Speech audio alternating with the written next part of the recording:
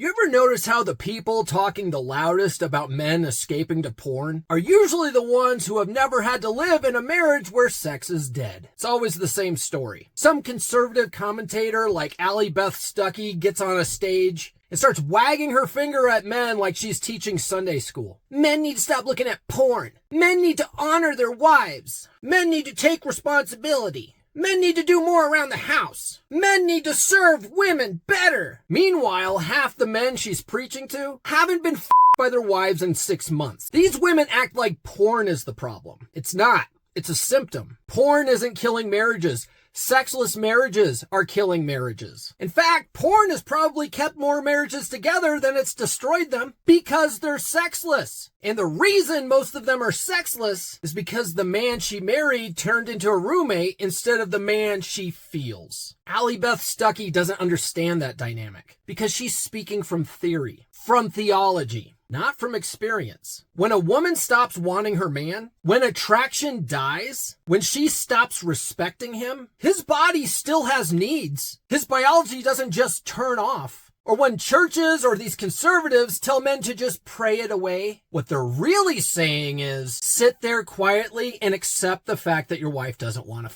you. Suck it up, buttercup, and help your wife with the laundry. That's not moral leadership. That's spiritual gaslighting. Men aren't turning to porn because they're evil. They're turning to porn because they feel invisible. Because the woman they vowed to love stopped treating them like lovers. And no one wants to talk about that part because it makes people feel uncomfortable. Because it forces women to look in the mirror. Because it means maybe, just maybe, she bears some responsibility too. But here's the truth. A man's sex drive isn't a sin. It's a part of his design. It's what fuels his drive to build, to conquer, to achieve. You can tell a man to suppress it, or you can teach him how to channel it. One creates shame, the other creates strength. What Allie Beth Stuckey and women like her don't get is that men are literally dying out here from emotional starvation. They go to work, they provide, they stay faithful, but when they come home, they're treated like furniture. They get polite hugs instead of passion, small talk instead of seduction, duty sex if they're lucky. And when they finally reach for something, anything that makes them feel alive again, they get lectured about morality. You want to fix the porn problem? Fix the attraction problem. Fix the polarity problem. Fix the desire problem. Because men don't really want pixels. They want passion. They want to feel wanted again. But no one's brave enough to say that from the pulpit. No one's brave enough to tell wives to their husbands. So instead, they keep beating the same drum. Men, be better. Men, stop sinning. Men, repent. And the cycle repeats. Men keep feeling guilty. Women keep feeling righteous. And marriages keep dying quietly in the dark. But here's where I come in. My name's Paul Bauer, and if you're new to the channel, I help men level up and get better with women. And the funny thing about doing that is it tends to make us better men in all areas of our lives. Now, men, if you want to quit porn and start banging your wife, you don't get that by begging, by pleading, by guilt. You get that by being more attractive, more confident, and more grounded in who you are as a man. Because when you start improving yourself, when you take your frame back, your woman feels it. She responds to it. Attraction wakes up again. That's why I created the Passive Dread Blueprint. It's not about manipulation necessarily. It's about energy. When you become more attractive, you naturally create sexual tension, uncertainty, and that's what reignites genuine desire. You don't need to do more around the house. You don't need to talk about it. You just need to become the man she can't ignore. And that's what women like Allie Beth Stuckey will never tell you. Because their whole message depends on men staying ashamed of who they are. But we're done being ashamed. We're done apologizing for wanting to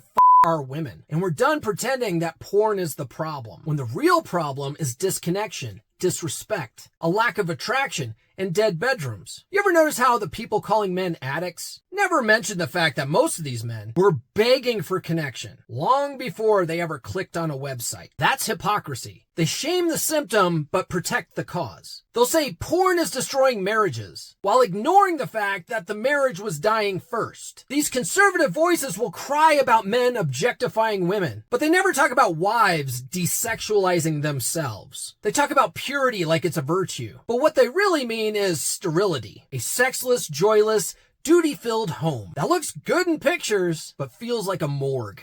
And when men stop pretending that that's enough, they call it a sin. You know who doesn't get shamed in this system? The wives who weaponize sex. The ones who withhold it to punish their husbands. The ones who turn not tonight into a habit. The ones who treat sex like a favor instead of a bond. Allie Beth Stuckey and women like her will say, a godly wife isn't obliged to fulfill her husband's lust. But then they'll turn around and tell men to keep providing, keep protecting, keep dying on the cross of loyalty. So let's get this straight. Men must sacrifice everything to stay faithful, but women have no responsibility to stay desirable? That's not morality. That's manipulation dressed up like virtue. They'll preach, serve your wife like Christ served the church. Fine. But the last time I checked, the church adored Christ. The church didn't roll her eyes when he walked in the room. If attraction and intimacy weren't sacred, they wouldn't be the first things God used to pull two people together. But the church and the people who copy its talking points treat desire like dirt. They want men to feel guilty for wanting the one thing that built civilization. Face it, without men chasing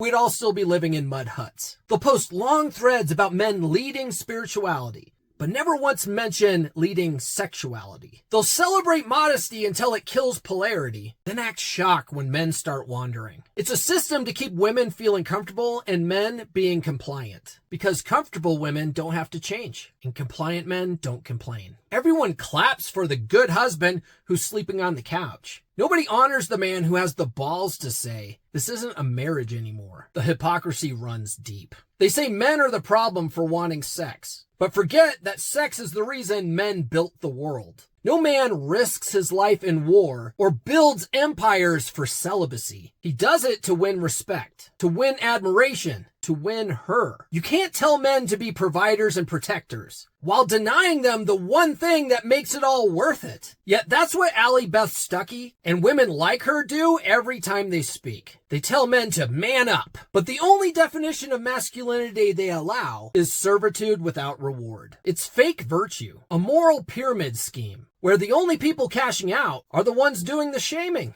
Men sit in pews hearing sermons about their failure, while women get podcasts praising their victimhood. He watches porn because he's broken. No, he watches porn because he's alone and his wife won't him. And nobody's telling his wife to fix it. That's the hypocrisy I'm talking about. They'll preach about sin all day long, but won't touch the topic of desire because it threatens their control. They want men docile. They want men guilt-ridden because a guilty man is easy to manipulate. A confident man isn't. That's why every time a man starts improving himself, lifting, dressing better, setting boundaries, these same people get nervous because confidence breaks the spell. When a man learns that he's not wrong for wanting sex, he stops listening to sermons written to tame him. That's what scares them, not porn, power. Because a man who takes his power back stops asking for permission to feel desired. He becomes the source of desire again. Let's talk about what's really going on, because most people don't want to face the truth. They want the fantasy, the clean version that looks good on social media, the kind where marriage is always peaceful, polite, and Pinterest worthy. But behind closed doors, it's negative tension, it's distance. It's a woman scrolling her phone while her husband sits next to her, wondering where the spark went. And you can't fix that with prayer alone. You can't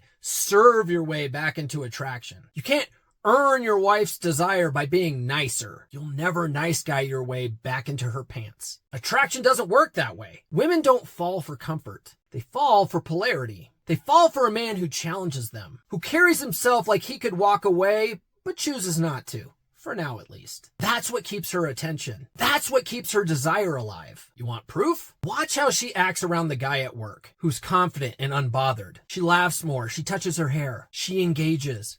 She calls him her work husband. Meanwhile, her real husband's at home folding laundry, wondering why she's not in the mood. That's the reality no one wants to say out loud. Women crave sexual polarity like oxygen. When it's gone, she suffocates. She starts pulling away. Instead of facing it, she justifies it. She'll say, I'm tired. I have a headache. I'm just not feeling connected lately. But what she really means is, I don't find you sexually attractive anymore. That's the gut punch most men don't see coming. Because they've been trained that doing more chores equals more sex. They think being agreeable equals being more desirable. They think suppressing their masculinity will make her feel more comfortable. Not realizing that comfort is the death of attraction. When a man loses his edge, he loses her respect. And a woman can't love a man she doesn't respect. When that respect is gone, desire goes with it. Every single time. That's when men start to break down. They start asking questions like, what did I do wrong? Why doesn't she want me anymore? Is she seeing someone else? But it's not about cheating. Not always. It's about polarity. It's about energy. She's not drawn to predictable. She's drawn to mystery. She's drawn to the man who leads with quiet confidence, not the man who keeps asking for reassurance. That's why I tell men all the time, attraction's not logical. You can't reason her into wanting you again. You have to inspire it. You don't fix a sexless marriage by talking about it. You fix it by feeling different to her, by walking differently, by living differently, by becoming the man she was originally attracted to, not the man she slowly trained you to become. Most men don't need counseling. In fact, counseling doesn't work. Most men need more confidence. They need to look in the mirror and remember who the hell they are. Because the moment a man starts acting like himself again, the one who used to tease her, challenge her, turn her on, she notices. Her energy changes. Her tone softens. She starts dressing up again and smelling better, and she doesn't even know why. That's what passive dread does. It's science. It's biology. When a man raises his value, her survival brain kicks in. She starts competing for his attention again. That's the truth no one preaches from the pulpit. Not pastors, not marriage counselors, not conservative voices like Allie Beth Stuckey, because they're afraid of what happens when men wake up, when men realize that attraction can't be negotiated, that desire is earned through strength, not sympathy. The real reality check: a woman's body responds to dominance, not devotion, to confidence, not compliance, to leadership, not supplication. You can quote every verse about Christ loving the church, but love without sex is basically friendship. And you weren't put on this earth to be her friend. You were made to be her lover. When women like Allie Beth Stuckey start lecturing men about porn, they make it sound like every man is just one Bible verse away from enlightenment. Just stop watching it. Be a better husband. Love her like Jesus. As if that fixes anything. The truth, you don't fix sexual starvation with shame. You cure it by being a man she actually wants to f*** again. Because the real issue isn't porn, it's attraction. And attraction doesn't answer to sermons. You can guilt a man into compliance, but you can't guilt him into confidence. Just like you can't really guilt a woman into desire. So while she's out there scolding men for being tempted, the men who actually get it, they stop trying to argue and they start improving themselves. They start lifting, they start dressing better, they start setting boundaries. They stop explaining themselves to people that don't understand male nature. Because here's what these women will never say. Attraction isn't negotiated, it's inspired. You don't talk a woman into wanting you. You become the kind of man she can't ignore. That's why I built the Passive Dread Blueprint. It's not really about scaring her. It's about becoming more attractive and less unattractive, so she naturally feels that spark again. Passive dread isn't manipulation necessarily. It's awareness. It's understanding that when your value rises, she feels it whether she admits it or not. When you become more disciplined, more focused, more in control of your emotions, she feels that shift in your energy. You don't even have to say a word. She'll notice. She'll test you more. She'll poke, prod, and provoke, because deep down, she's checking to see if the old you is really gone. That's when you stay calm,